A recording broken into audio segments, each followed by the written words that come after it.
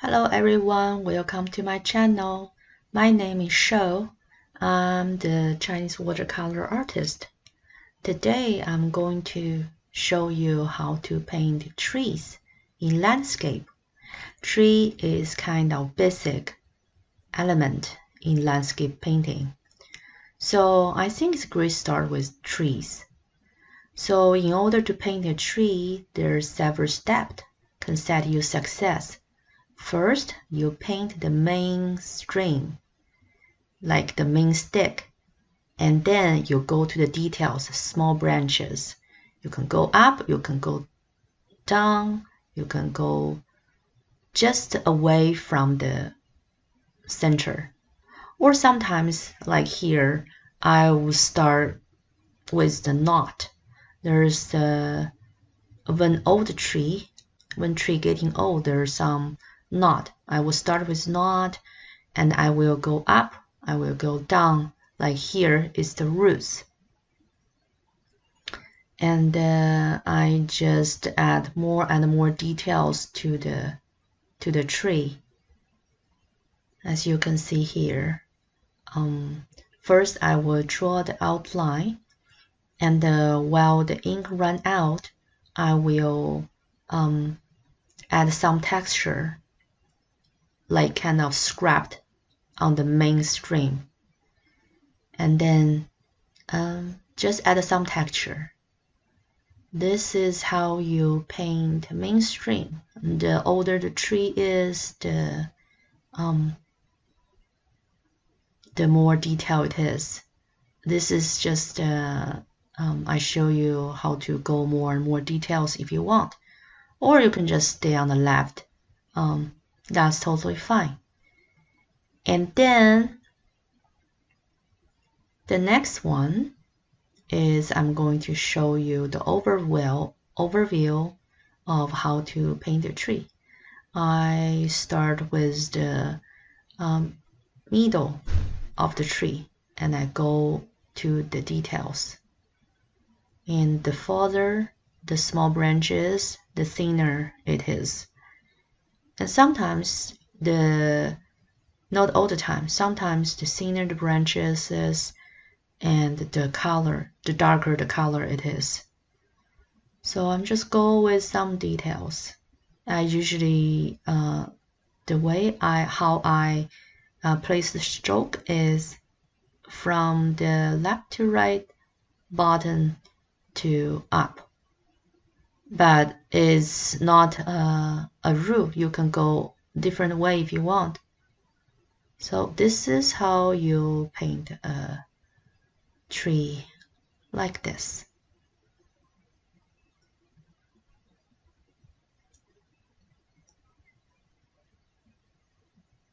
I'm not going to talk too much. Later I will read a book about the landscape. Excuse my English. I just read a book because I want to practice my English in the professional area too, because I find out landscape, actually bird flower is my my main subject. Landscape is just it's not my main subject, so there's a lot of professional words I'm not quite familiar with. So from now on, the landscape painting, I will do some reading and I learn with you guys at the same times. Thank you.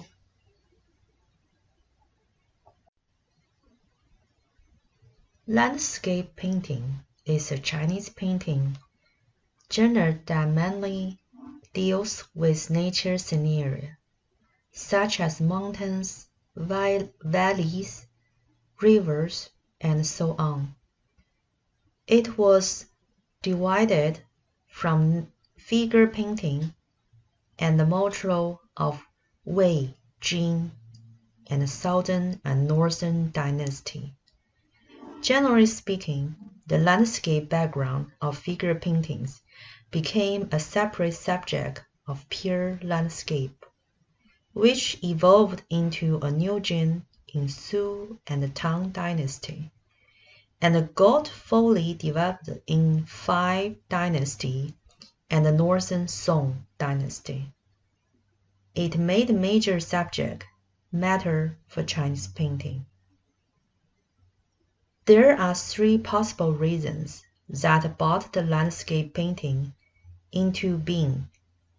For the first, human being probably used as medium to express the awe for the nature. For another, the pantheist of native religion, Taoism, played an impact. It was believed that a mountain has its deity, and water has its nymph, and any mountains can be famous with the presence of an immortal. Any river can be holy with the presence of a dragon. Still another, the enthusiasm of men of arts and letters for citizen and confusing view of the kind prefer mountain, and the wise prefer waters. Both contribute to genre.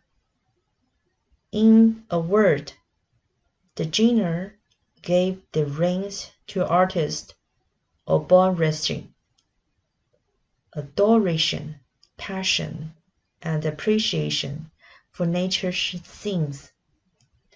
Among the existing landscape scrolls, the oldest and the best preserved one to date is Scrolling About in Spring by Zhang Yiqian of Sui dynasty, now in the Palace Museum of Beijing. This work carried Emperor Song Huizong Zhao Li's handwriting. Zhan Ziqian Yu Chun Tu, Zhang Ziqian Yu Chun Tu, literally scrolled about spring by Zhang Ziqian. This landscape portrayed a breezy and sunny scene of spring with verdant mountain tree, brilliant peach blossom, and shimmered water wave, expression the artist's love for the spring and the scenery. This work widely used green and the diagonal hue to color the mountains and waters, and presents the earlier so-called indigo and green style. Wu Daozi of Tang dynasty is a prominent figure of developed landscape painting. He often worked on the temple wall.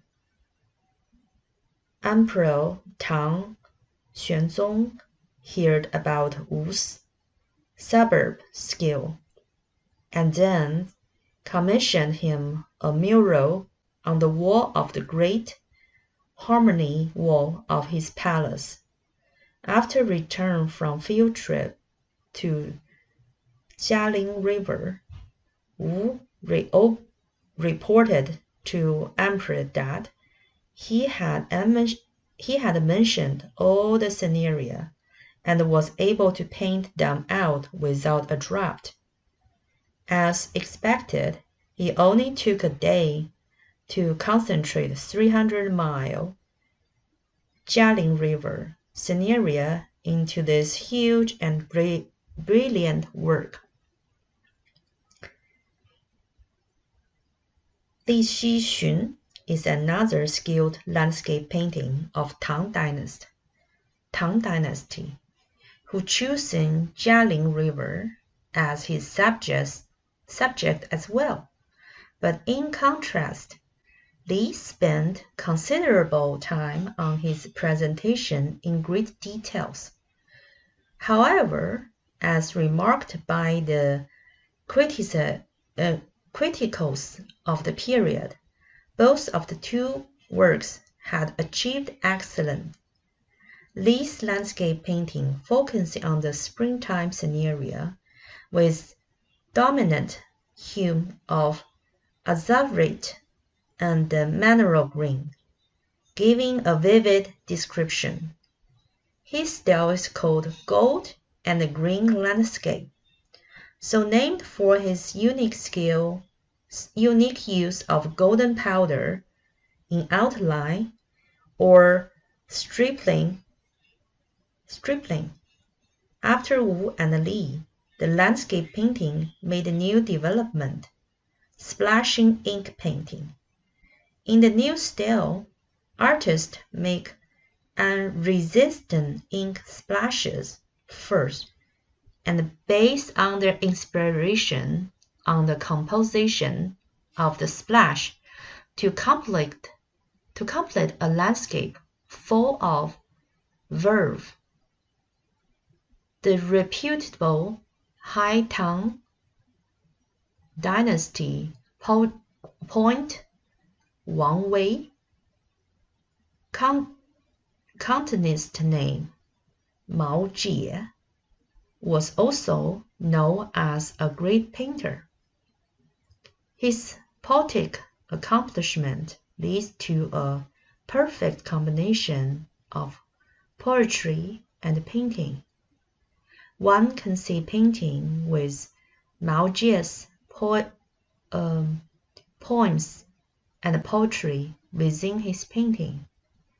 As described by Su Dongpo, one of the 8 literary giants of Tang and Song, this is supposed to be landscape painting of the highest realm.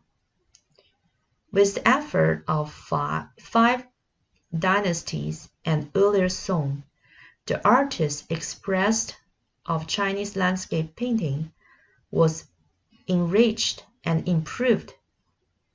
In Yuan dynasty, emerged a great figure who exerted a far-reaching influence on the following generations. It's Zhao Mengfu. Although, as a talented scholar and calligrapher, he was best recognized for his painting, excellent in figure as well as landscape.